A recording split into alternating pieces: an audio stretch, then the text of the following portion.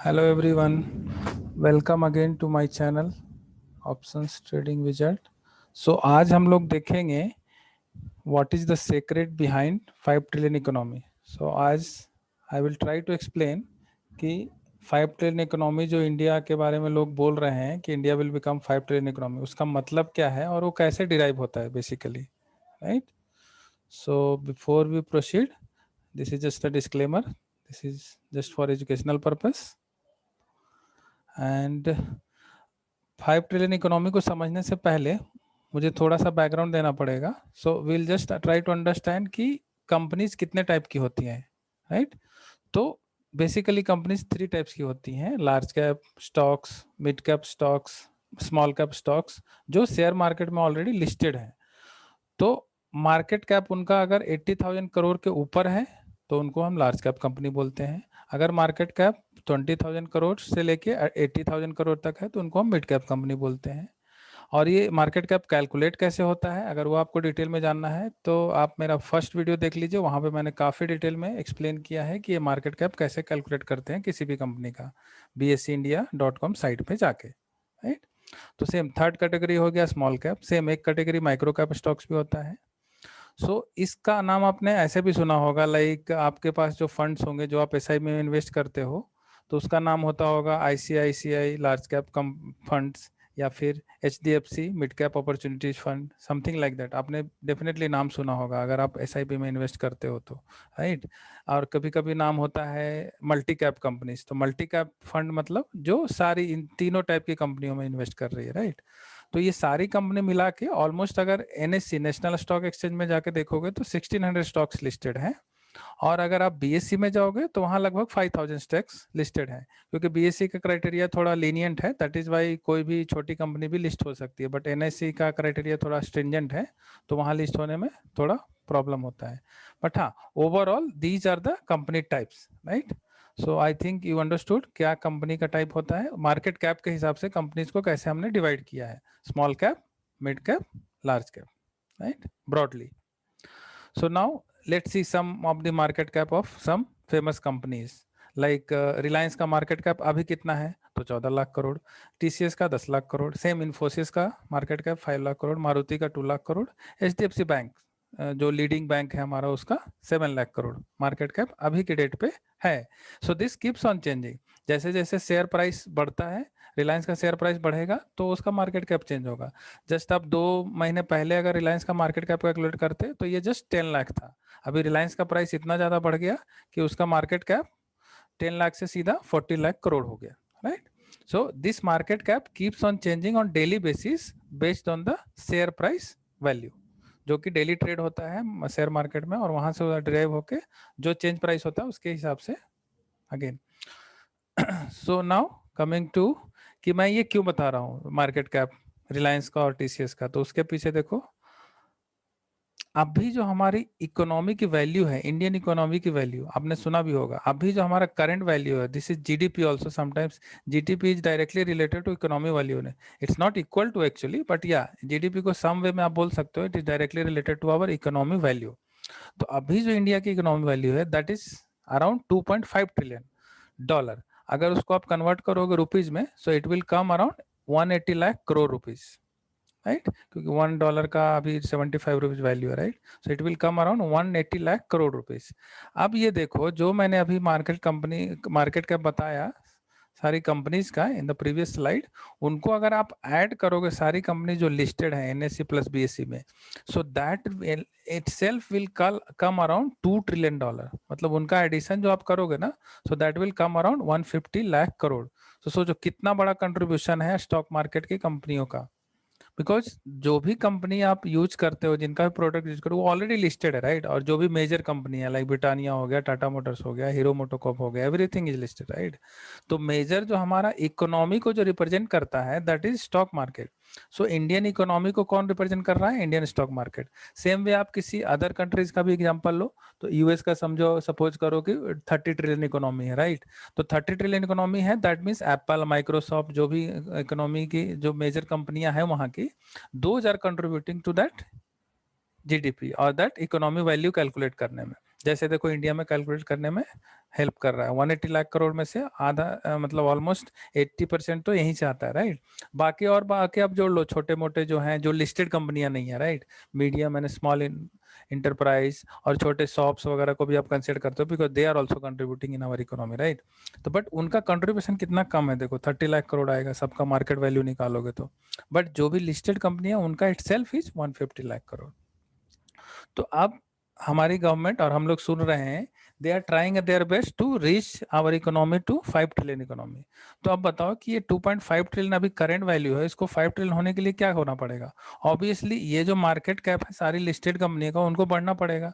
तो market cap बढ़ने के लिए क्या बढ़ना पड़ेगा? उनका शेयर प्राइस बढ़ना पड़ेगा। सो दैट मीन्स अगर रिलायंस का शेयर अभी 2200 रुपये पर ट्रेड कर रहा है, तो वो कल को या 4 साल 5 साल के बाद 4000 का शेयर हो जाएगा या 5000 का शेयर हो जाएगा, तभी तो उसका मार्केट कैप 14 लाख से 28 लाख हो जाएगा या 30 लाख हो जाएगा। It could be 50 lakh also, depend करता है कंपनी का परफॉर्मेंस में। सेम टीसीएस अच्छा करेगा तो उसका शेयर प्राइस बढ़ेगा and it may go to 20 lakh crore, Infosys, Maruti, same similar example. तो इस सब कंपनियों को बढ़ना पड़ेगा in order to increase this 150 lakh crore to 3 lakh crore. Simple. I hope you are able to correlate कि कैसे market cap of every company is related to total stock or market cap and how that is related to our economy value. तो अब आपको नहीं लगता है कि this is the big opportunity for us to invest in stock market? क्योंकि अगर आप अभी इन्वेस्ट करते हो तो कुछ स्टॉक्स ऐसे होंगे कि 10 टाइम्स हो जाएंगे आज से 5 साल बाद, not immediately I am telling. कुछ स्टॉक्स ऐसे होंगे जो 10 ईयर्स में 100 टाइम्स भी हो जाएंगे। और there are few examples already which has more than 300 times भी हुए हैं, 400, कुछ कंपनियां 1000 टाइम्स भी हुई हैं लास्ट 10 ईयर में, राइट। तो सेम वे अभी बहुत अच्छा अपॉर्चुनिटी है हमने स्टॉक मार्केट में इन्वेस्ट करने का, क्योंकि somehow if our government is achieving this target, that means it will come from the stock market cap. तो अब कैसे करेगी गवर्नमेंट, वो भी थोड़ा सा ब्रीफ में हम ट्राई करते हैं समझने का कि 5 ट्रिलियन इकोनॉमी अचीव कैसे किया जा सकता है। मतलब गवर्नमेंट में कैसे इसको गवर्नमेंट कैसे हेल्प करेगी सारी कंपनियों को मार्केट कैप बढ़ाने में एंड ऑल, उनका शेयर प्राइस बढ़ाने में। तो गवर्नमेंट डायरेक्टली तो नहीं शेयर प्राइस बढ़ा सकती है, राइट। तो उसके पीछे देखो, मैं I will try to reveal that secret also. तो how to achieve 5 trillion economy? उसके लिए कुछ नहीं करना पड़ेगा। देखो गवर्नमेंट को क्या करना है, मोर एंड मोर जॉब्स क्रिएट करना है and more business opportunity create करना है। उससे क्या होगा, जैसे जैसे जॉब क्रिएट होगा वैसे वैसे जो ज़्यादा लोगों को जॉब मिलेगा, then people will start consuming more and more products. मतलब जो डे टू डे में आपने एटलीस्ट 100 प्रोडक्ट्स तो यूज करते होगे, इट कुड बी कॉस्मेटिक्स, जो भी यूज करते हो, pen, paper, shoes, sandal, whatever, clothes and everything, cosmetics, so all comes under समन, कोई ना कोई कंपनी का ही प्रोडक्ट यूज करते हो और वो कंपनी ऑलरेडी लिस्टेड है स्टॉक मार्केट में। तो अगर वो कंपनी का ज़्यादा से ज़्यादा प्रोडक्ट्स यूज करोगे तो ऑब्वियसली उन कंपनियों का प्रॉफिटेबिलिटी बढ़ेगा और उनका प्रॉफिटेबिलिटी बढ़ेगा तो उनका रिजल्ट्स अच्छा आएगा, क्वार्टरली रिजल्ट्स अच्छा आएगा तो उनका शेयर प्राइस बढ़ेगा, शेयर प्राइस बढ़ेगा तो ऑब्वियसली मार्केट कैप बढ़ेगा, मार्केट कैप बढ़ेगा which will contribute in our Indian economy, right. So क्या होता है कि जैसे ही आपका जॉब लगता है तो your purchasing power will increase obviously. अभी जब जॉब लगता है तो आदमी तुरंत से खर्चा करना चालू कर देता है। सेम बिजनेस अपॉर्चुनिटी, अगर आपका बिजनेस अच्छा चलने लगा, आपने कोई बिजनेस स्टार्ट किया और अच्छा चलने लगा, तो obviously you will buy more something, you will spend more, automatic हो जाता है, इसमें किसी को बोलना नहीं पड़ता है कि तुम आगे खर्च करो। तो गवर्नमेंट को क्या करना है, कुछ नहीं करना, ज़्यादा से ज़्यादा मोर जॉब्स क्रिएट करना है और ज़्यादा से ज़्यादा बिजनेस अपॉर्चुनिटी क्रिएट करना है। अब देखो कुछ एग्जांपल से भी मैं समझाने का ट्राई करूंगा कि कैसे वो हेल्प करता है मोर and more jobs and business opportunity. तो देखो सिंपल, जो कुछ लोग समझो अभी अफोर्डेबल उनके लिए पार्ले जी बिस्किट्स है, right. So definitely once they get job they will go for Good Day और other biscuit, just for example I am giving, don't take it otherwise, या देन गुड डे के अलावा कुछ अगर जो गुड डे खा रहे हैं उनको अगर प्रमोशन हो गया, they will definitely go for higher level cookies, जो अपना एक्सपेंसिव कुकीज आता है, right. Same way this is from the खाने पीने का एग्जांपल लिया, राइट। सेम वे समझो एक मोटर सेक्टर से मैं एग्जांपल लेता हूँ। समझो आपको जॉब नहीं है अभी, तो कुछ लोग क्या करते हैं, पब्लिक ट्रांसपोर्ट यूज करते हैं। कुछ लोग जो गांव के लोग हैं वो दे will go for cycle, right, अगर इनिशियली जॉब नहीं है या फिर उनका बिजनेस अच्छा नहीं चल रहा है। But definitely once they get good business opportunity and if they get good job they will definitely go for bike. Immediately देखे होगे आपको, जॉब लगते के साथ लोग बाइक खरीद लगते हैं। तो बाइक किसका है, Hero Honda, that means Hero Moto company. So समझ लो कि ज़्यादा से ज़्यादा बाइक बिजनेस चालू हो जाएगा तो ऑब्वियसली हीरो मोटो कॉप की कंपनियों को फायदा होगा and then they will increase their profitability and quarterly result अच्छा आएगा, उनका शेयर प्राइस बढ़ेगा, शेयर प्राइस बढ़ेगा तो अल्टीमेटली मार्केट कैप बढ़ेगा उनका. So that is how indirectly we are contributing in our economy. Only thing we are not investing in share market. हम लोग इन्वेस्ट नहीं किए हुए हैं, बट हम लोग प्रोडक्ट तो दुनिया भर का यूज करते हैं शेयर मार्केट से, सारी लिस्टेड कंपनीज का. तो हीरो मोटो सेम, अगर आपका प्रमोशन हो गया है, बहुत अच्छा जॉब लग गया, definitely you will not stop here on bike, you will definitely upgrade the bike to Maruti car. Simple. तो कार किसका है ये? This is also listed in stock market, Maruti. उसका शेयर प्राइस अभी 7,000 चल रहा है. 10 साल पहले लिस्ट हुआ था तो वो 1,000 रुपये में लिस्ट हुआ था, तो 7 टाइम्स हो गया. तो कैसे हुआ? ज़्यादा से ज़्यादा लोगों ने कार खरीदा. तो क्यों कार खरीदा? क्योंकि ज़्यादा से ज़्यादा लोगों को बिजनेस अपॉर्चुनिटी मिला, ज़्यादा से ज़्यादा लोगों को जॉब मिला.